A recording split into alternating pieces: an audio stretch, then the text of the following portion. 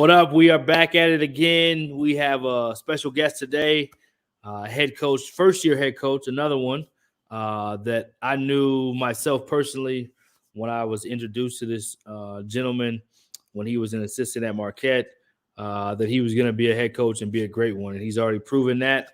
Excited about not only what he's done on the court, but off the court, a leader of men, a great individual and a high-level basketball coach that's just going to continue to build something special there at UAlbany. So we will bring in Coach DK Dwayne Killings from UAlbany.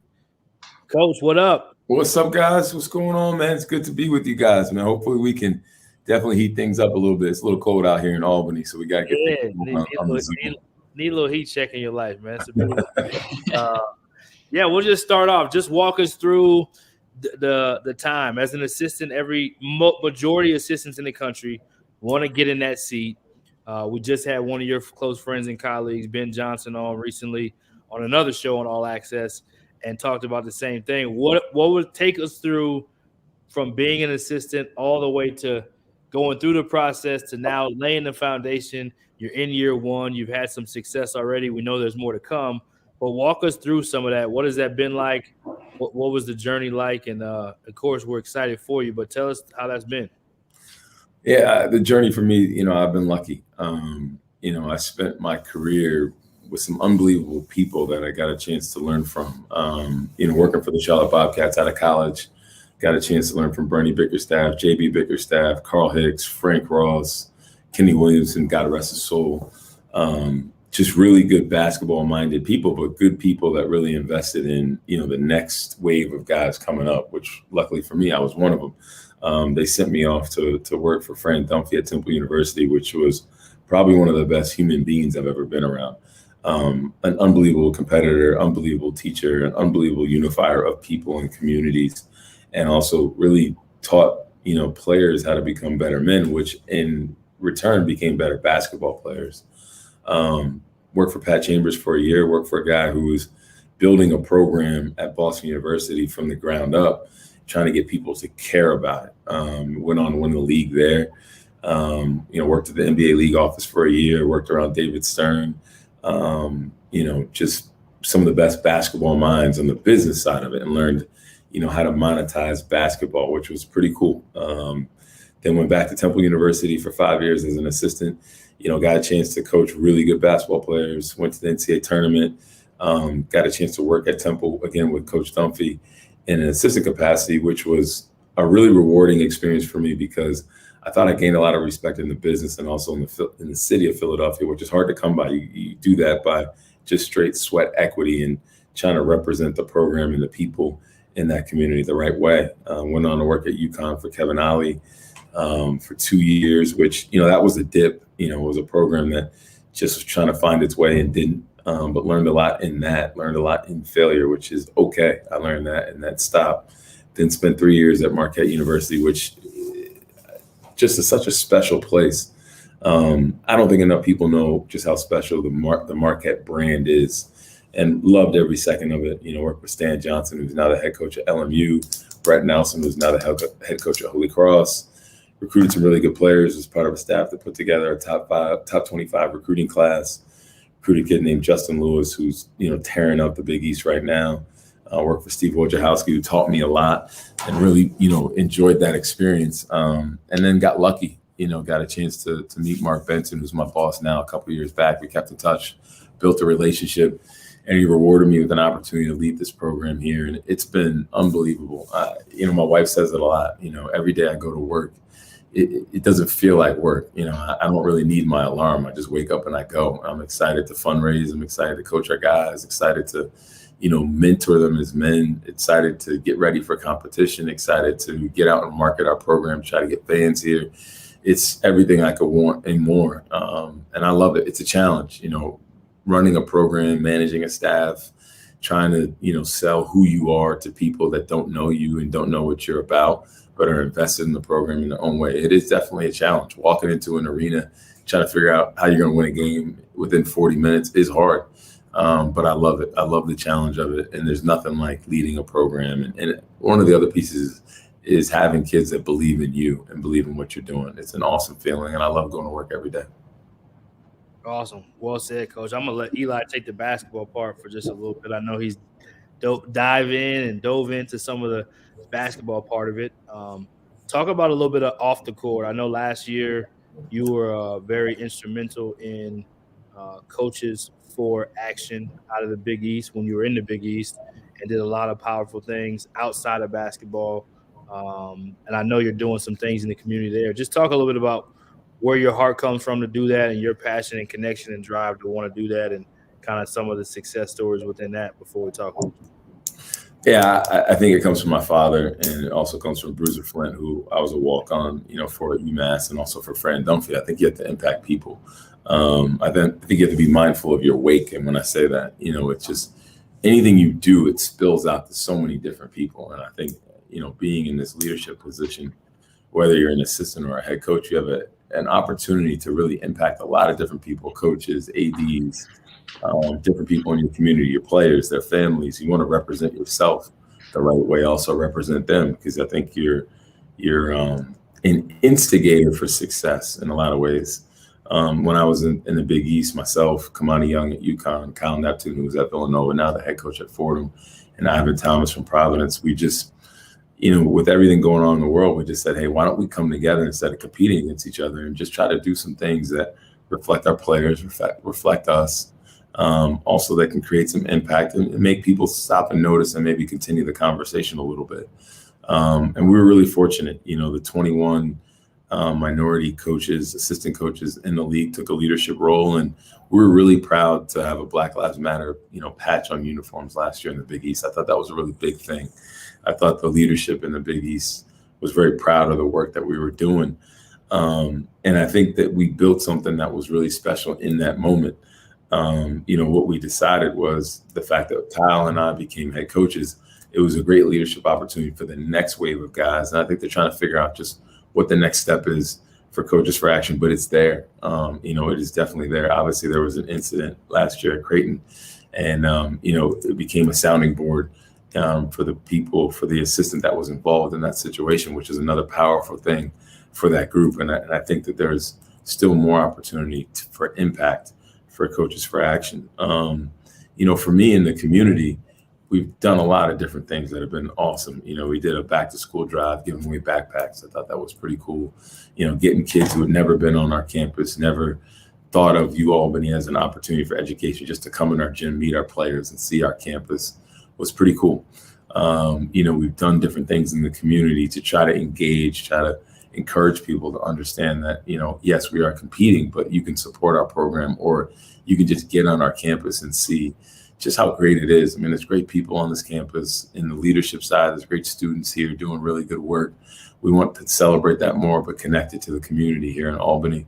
And I think we've moved it forward, but there's a lot of work we need to do. My job is to make sure my team's ready to compete for 40 minutes, but my job is also to make sure that, the community understands the work that we're doing on the court, and then we're also supporting the community and celebrating the work in the community. And I think that gets lost, with all the programs around the country, because you get so focused on competition. But my personal belief is if we do the work that we need to do to grow our young men and make them understand how great of an opportunity they're going to have, well, when you're down 2 or you're up 2 and there's a loose ball, they're going to fight for it more because they're more mature. They understand opportunity more. They value what they have in front of them. And that's my philosophy personally. And, is it easy? No. Is it tiring? Yes, but it's required work that I'm up for and that I feel like I need to do. Coach, you mentioned at the top about getting a job with the Bobcats right out of college. I think that's a pretty rare opportunity and a well-deserved one. How early in your childhood or your adulthood did you realize that coaching was something that you wanted to do, and what kind of drew you into the world of coaching? I knew I always wanted to be involved in the game of basketball. I didn't know exactly what side. When I went to Charlotte, I thought I wanted to be a GM. But I really enjoyed the gym. I really enjoyed, watching Bernie Bickerstaff, JB Bickerstaff, game plan and develop players and talk the game. And I just started saying, maybe I wanted to be in the locker room, not necessarily in the boardroom. And when I got to Temple, actually working for Coach Dunphy, I love the competition, just competing, getting guys to value competing, which I think is lost a little bit. I don't think kids understand that. And I think there's a way you can teach it. There's a way you can inspire it. And a lot of guys, and it needs to be a mindset. That's why, we use the word mentality for our program. And when I was at Temple, we recruited a kid, Ramon Moore. When he got to Temple, I thought the odds were stacked against him. He had a kid. He was struggling academically. I don't think he knew and understood how much focus it took to be a successful student athlete. And, being with him, help mentoring him, help coach him, help develop him. When he graduated, he got his degree. He was an all-league player. He went on to play professionally. He said to me, I couldn't do this without you. And I thought that unlocked right away exactly what I want to do for a living. And, I love that. I love being a part of kids' journeys because in a lot of ways, I think as coaches, you inspire kids to see a greater version of themselves that they don't understand that they see necessarily on a Monday or Tuesday or in the summer leading into the season. And you just got to push them, keep pushing them. And when they see it and they understand it, I think you help them become better players, better men. And hopefully there's a lot of success for them down the road that maybe happens on the court, but it could happen off. Either one of those are a win. Whether it's on the court or off the court, kind of as you said, what do you think some of the biggest takeaways or lessons you've learned from some of the names like Kevin Ollie, who's won a national championship, Steve Wojciechowski, who's had great success, Fran Dunphy? What have you learned most from coaching alongside them? Maybe something that you apply now that you are in that head role? Yeah, I think alignment is really key. I think that's really key. When I say that, I'm saying from like your president, your AD to the men's basketball office. To be successful, you need great support. I think that there has to be a conduit between all those offices for things really to work. And then I think obviously at most of our institutions, basketball is such a big piece to the institution. So if you have a great alignment, I think the basketball program can really push the agendas and the goals of the university. I think the other thing, is really inspiring kids. And that's, going back to what I just said, that's why we use the word mentality. It's a mindset, in terms of the work that you have to put in to be successful. Are you consuming yourself with the moment that's in front of you? That's what we talk about a lot for our program, and that's both, in defensive rotations, that's making the extra pass, that's in scouting, that's in sitting in class, being present. We want our guys to be fully engaged in every single thing that they're doing. And, in reality, if they do that, the emotion that they can feel inside the locker room, like you're showing right now, is such a natural high that's hard to come by. But we have to come together and be living in the moment in order for that to happen. I learned that just by being, from Fran Dunphy. And then, having authentic relationships with your players is something I learned from Bruiser Flint. You can talk about coaching all you want, where you're going to move guys, how you're going to defend a ball screen. But if kids don't believe that you care for them, then they're not going to really follow the words that you're trying to instill in them. And I think the other piece is if you really want to coach kids, at a really deep level, a really authentic level, and really try to drive them and push them and motivate them, you have to have a real relationship with them. And I think that relationship that we build here for our program with our coaches and our players, it allows us to coach at a really high level. The effort that's required, to call guys out when they're not giving you what you need. And I think that they absorb it because they're willing to say, you're right. And also they know that we're right because it's coming from a really good, healthy place. And I think we built something really special here that it's hard to do, but it's something that we put a lot of time into in the summer, and we're reaping the rewards, with it, even though we're going through, a lot of adversity with injuries and all that. Our kids still believe and are still bought in. What attracted you to Albany as a head coaching role, and maybe what are some of the things that you're hoping to or already have established as head coach at the university? I think what attracted me is the opportunity here. It's 14,000 students here. It's a really diverse campus. There's really good leadership. President Javidan Rodriguez has an unbelievable vision for the university. He thinks globally. He thinks at a really high level. For the school, which I thought was pretty cool. Mark Benson is a great boss. He's a great partner. If we can't do something, he's trying to figure out how do we do it instead of just saying no, which I really appreciate. Vic Seglis, who's our deputy AD, he's in the foxhole with you, which is what you want. So when you see people like that, a really good community that cares about basketball, there's another program here in the city that, is a rival of ours. We just started a new series with them. where we'll play them over the next 3 years. Everything's here that you want to build a really rewarding experience where you can play meaningful games and you can chase a championship, and they're supportive of it. I think for my family, my wife could be happy here. My kids could be happy here. They showed the picture of my 4-year-old son just now. My daughter's 7. Fit for them is really important, because if they're happy, then I can be a good coach, and also I can be a good father. If I'm not a great father and a great husband, then I can't be a good coach. So that was really important to me. It's all here. It's all here for us and for my family and for the program. What's it like balancing being a father and being a husband while still being a coach, and all the hours that you have to put into that craft, and also having to make sure everything's good with the family as well? Yeah, you got to balance your time. I think, I try to really be time efficient to the best that I can. And, on an off day today, making sure that, you're building time in your schedule for your family, or staying up late to watch film. It can't be about you. It's got to be about your team. It's got to be about your family. You got to put them first. Your family has to come first in a lot of respects, because I think they can get forgotten. And I've seen, how that can tear a coach apart, because when his family's not right, then the other side of it is that he can't be right and he can't be focused on his team. So I think it's really important to have great balance in those respects. And I try the best I can, try to include my family.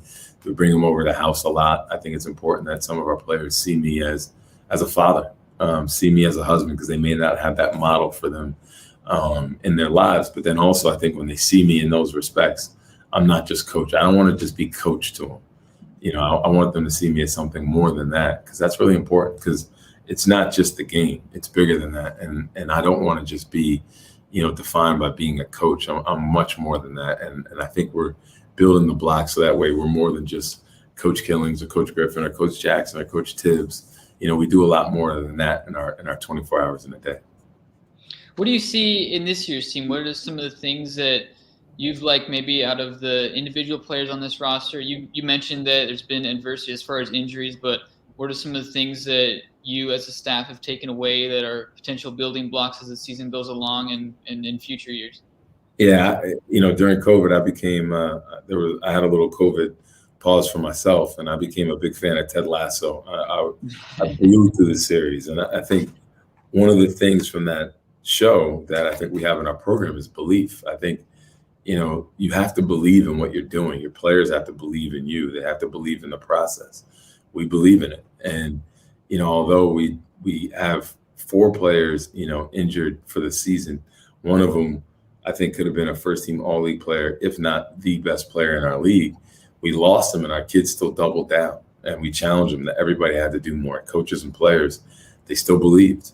We've been through a lot of adversity this season. I mean, we went on the road and got pushed around a little bit against Kansas State. And, we went back and went to work and got the first ACC win in program history, because they believe in each other. They believe in the program.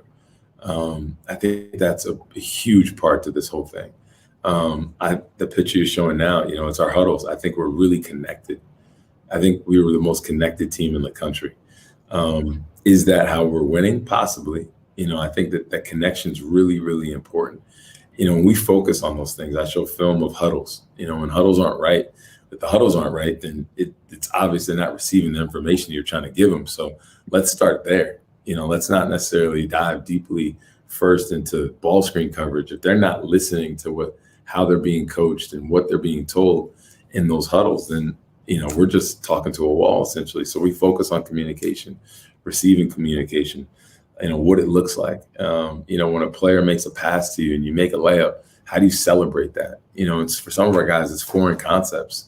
And I don't want to, leave any detail that is not addressed or talked about or thought about. I think the other thing is that we moved really slow. I thought through the summer months, we moved slow. We tried to get to know our players. How did they comprehend? How did they absorb information? What were they good at? What did they struggle at?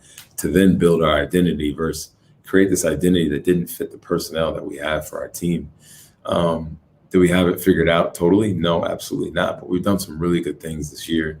There's been some moments in games that I think really showcase what a program's about. And I think we've shown that we do some really good work, and we're committed to winning, and we're committed to playing hard, and we're a tough, resilient group that is becoming consistent, which I'm proud of.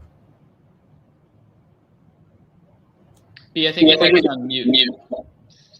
Sorry about that. What's been one of the funnest parts, Coach, for you just in the process where, like, obviously, it's a serious role you have to play. We're going to ask you a funny story at the end, but just what's one fun thing that you feel like, you know what, like, let me take a step back. I'm having fun with this. I enjoyed this. This team brings me this. Because I think sometimes people have twofold. It's like a perception of, as a head coach, you have to be so serious all the time. It has to be business all the time. And I also think that you have this aspiration to sit in that seat and enjoy it. But then once you're in the seat, sometimes you're so stressed out, you don't actually enjoy it. So what's one fun thing you can kind of share? Yeah, I think, when you have those moments when you win, obviously, and you have special moments in the locker room, I try to stand back to watch it. It's like when you get married, somebody said to me, watch your wedding. Like, you invited all these people, like, enjoy it, watch it, like, see it, stand back and enjoy it. And I try. I think the other thing is, like, watching guys grow up and mature. We had a kid he's a freshman. He hasn't played well. And, he struggles when he doesn't play. And he played the other day for 2 minutes. And he was so happy after the game. It was the first time it's ever happened. Like, he's maturing, he's listening. And that makes me excited. I'm like, one, they're listening. Two, we're impacting him, and he's growing up. And I think that's a byproduct of his family, obviously, but I think we're a part of that. And then I think the other thing that gets me, really excited is, when we go into gyms, I'm not at Marquette, so we don't have 16,000 people in the gym anymore.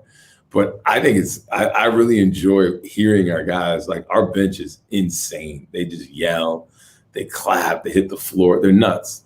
And I love it. It makes me laugh. Like, I'm watching film at 11 o'clock at night and I just laugh. And then sometimes you see the other coaches looking at us. And, we've had timeouts where the referees are like, whoa, stop. You can't run out here like that. I love that because we're excited. I mean, you get 30 opportunities to play on game day. You might as well have fun with it. No, and I tell my guys, I'll take the bench warming.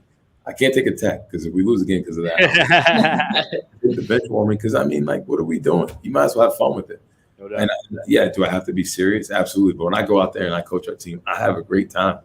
I love it. I try to be engaged in it. I feel like I need to give them as much energy as they're giving back to the program and to each other.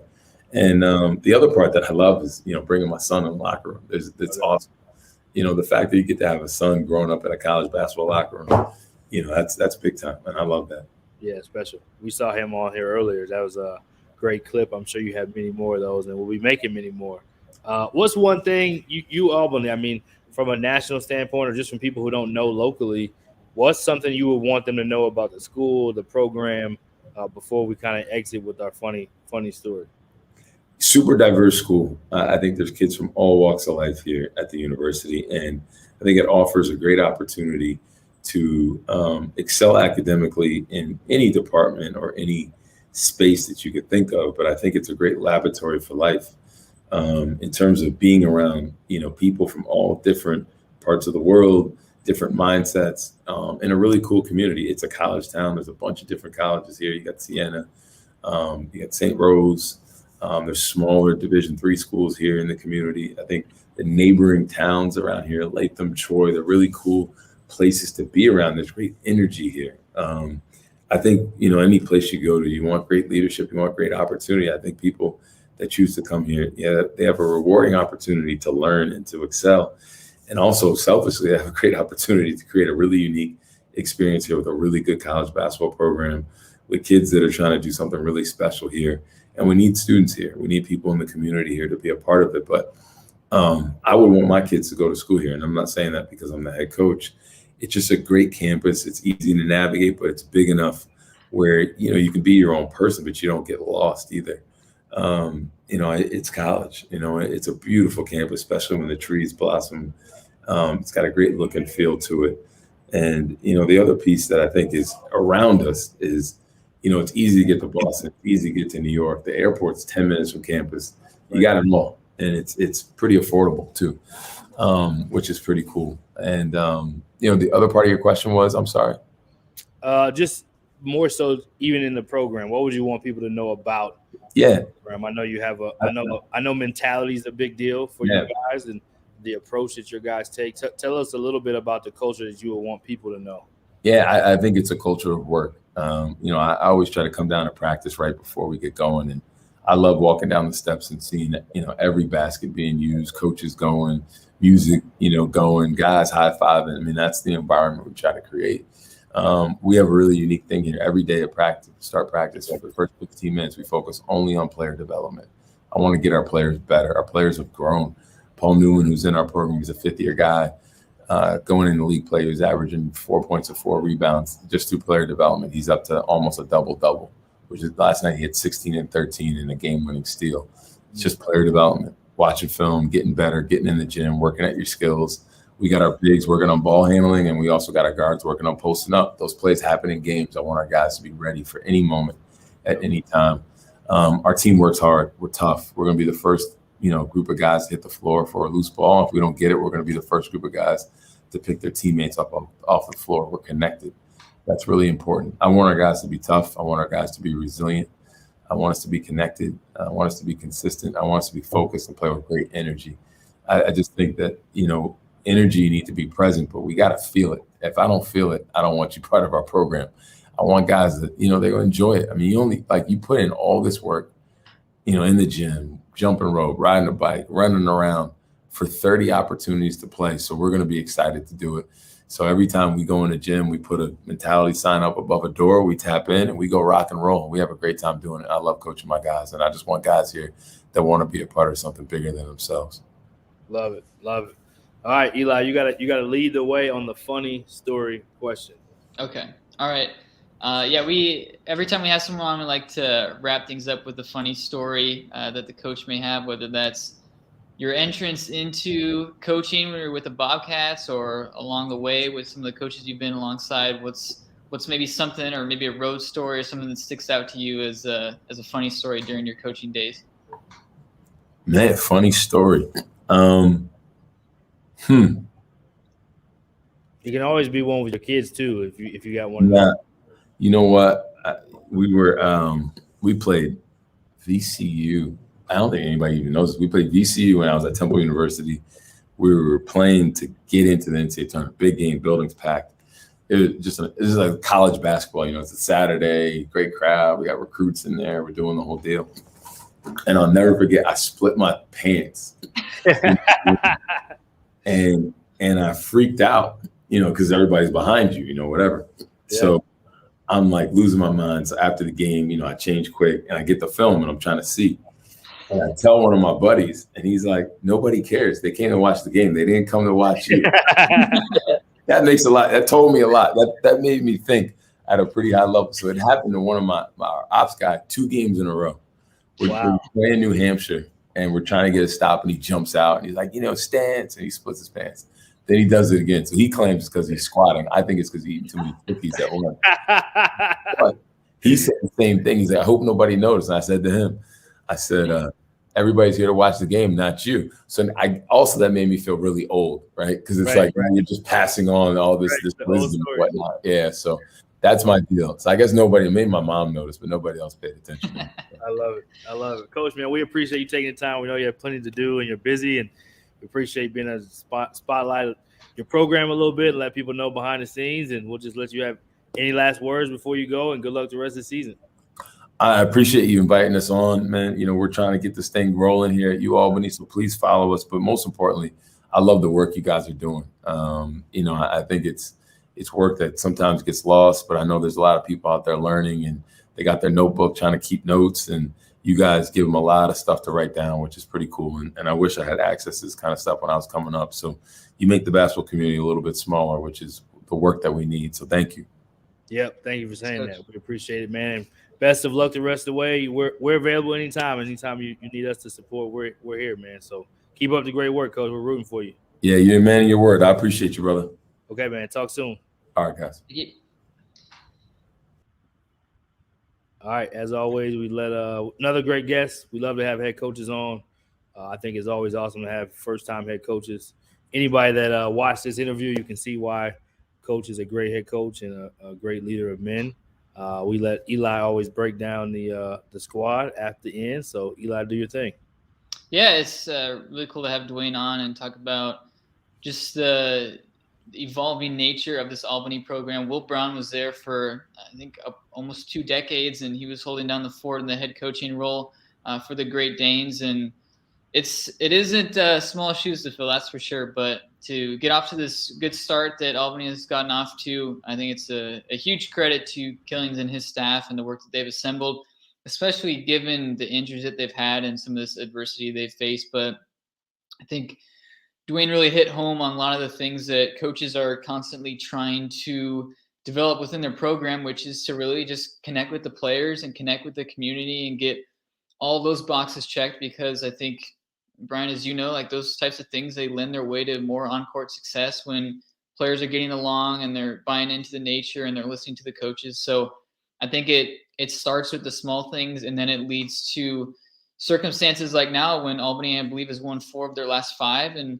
I don't know if this team, if a lot of people expected a lot out of this Albany team, but they've certainly proved that already have an ACC win. They're starting to pick up some wins in America East play. This is a league that I think Vermont has controlled for quite some time, but to say that there are plenty of other competitors in this conference, I think that might be a bit of an understatement. So a lot of good things coming out of the Albany program. A lot of these first-year coaches this year have done an excellent job. You mentioned Ben Johnson earlier and the job that he's done at Minnesota. A lot of these first-year coaches are showing that they're capable of doing their thing and moving from an assistant role over to a head coaching role. And it's really good to see. It keeps the motives going in the sport, and it's always good to have fresh faces in the head coaching roles and seeing these guys do great things. So Albany is going to be a team to watch. America East tournament, it seems like every single year there's something interesting that happens, and I don't know if it's going to be Albany this year, but just given what he's established and the pretty strong defensive play that this team has established, force a lot of turnovers, they get after it, and he spoke to the ability of these guys to dive after loose balls and really make hustle plays, and that's a pretty easy thing to buy into as a coach and as an analyst. Those teams that do little things, so it'll be fun to watch this team as they move forward.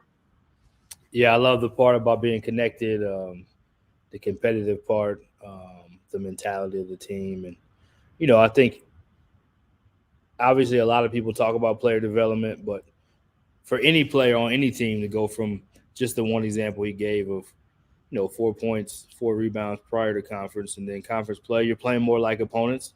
Guys have more comfort level for the program, but for the particular player he was talking about, to be able to go to 16 and 13 in a game-winning steal, like those type of things are the things that you love about college basketball and you love about March, because you don't know who's going to develop and kind of come on. So exciting times, really excited for Coach.